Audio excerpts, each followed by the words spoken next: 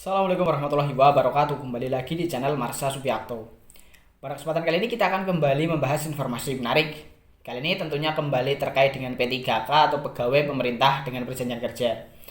Jadi pada kesempatan kali ini kita akan coba bahas terkait dengan para P3K yang mengunjungi atau beraudiensi dengan Komisi 2 DPR RI untuk meminta agar mereka, para P3K, bisa ditingkatkan statusnya menjadi PNS.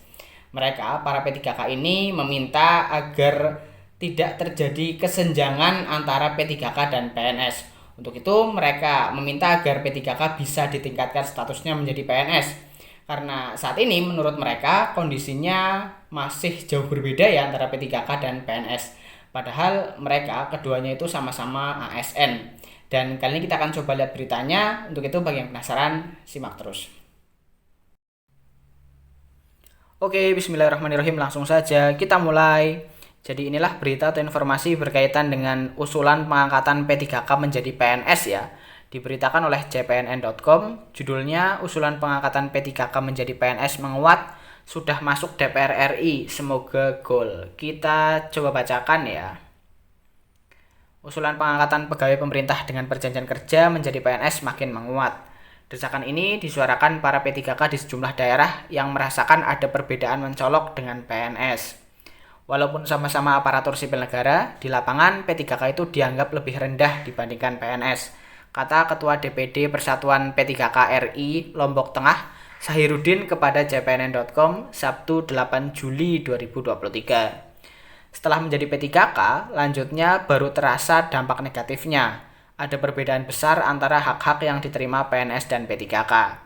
Di dalam aturan Undang-Undang Nomor 5 Tahun 2014 tentang Aparatur Sipil Negara, PNS dan P3K sama-sama derajatnya. Faktanya, P3K tidak mendapatkan pensiun, tidak ada kenaikan golongan, tidak ada pengembangan karir. Yang lebih menyakitkan hati kami, ada pembedaan seragam dinas yang disamakan seperti honorer putih hitam. Tunjangan daerah serta lainnya juga tidak diberikan, serunya. Sementara itu, Ketua DPP Persatuan P3K RI, Teten Nur Jamil, menyampaikan tidak hanya ASN P3K Nusa Tenggara Barat atau NTB yang mendesak perubahan menjadi PNS. Hampir semua P3K di daerah-daerah menginginkan P3K dinaikkan statusnya menjadi PNS.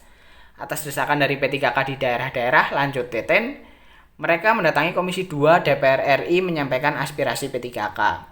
Kami bersama pengurus dari NTB datang langsung ke Komisi 2 pada 6 Juli 2023 menyampaikan aspirasi kawan-kawan P3K untuk diangkat menjadi PNS, ujar Teten.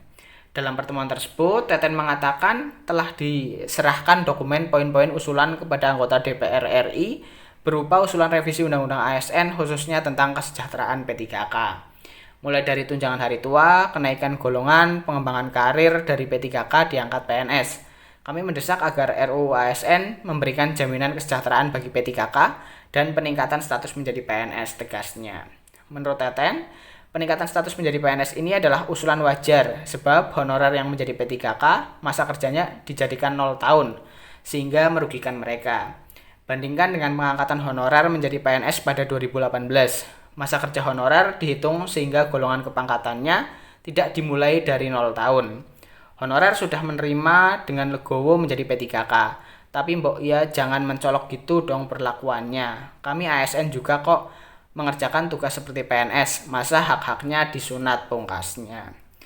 Jadi itulah berita atau informasi berkaitan dengan usulan dari para P3K yang ingin ditingkatkan statusnya menjadi PNS ya. Para P3K ini sudah beraudiensi atau menyampaikan aspirasinya kepada Komisi 2 DPR RI. Dan semoga ke depan ada titik terang ya atau ada hasil dari usulan para P3K ini. Tetapi tadi disebutkan bahwa P3K tidak mendapatkan TPP atau tunjangan. Saya rasa tidak semua P3K di daerah tidak mendapatkan TPP ya. Saya yakin pasti ada daerah-daerah yang juga memberikan TPP kepada para P3K-nya.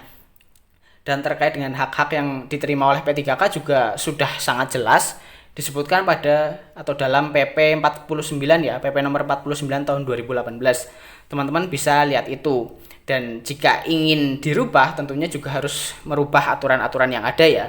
mulai dari Undang-Undang ASN, Undang-Undang Nomor 5 Tahun 2014 dan PP 49 Tahun 2018 tersebut. Dan semoga ke depan ada titik terang ya, atau ada hal baik yang bisa diputuskan oleh DPR dan pemerintah terkait dengan hal ini. Jadi mungkin itu informasi yang bisa disampaikan pada kesempatan kali ini. Jika ada tanggapan atau pertanyaan, silahkan tinggalkan di kolom komentar. Terima kasih, mohon maaf bila ada kesalahan. Wassalamualaikum warahmatullahi wabarakatuh.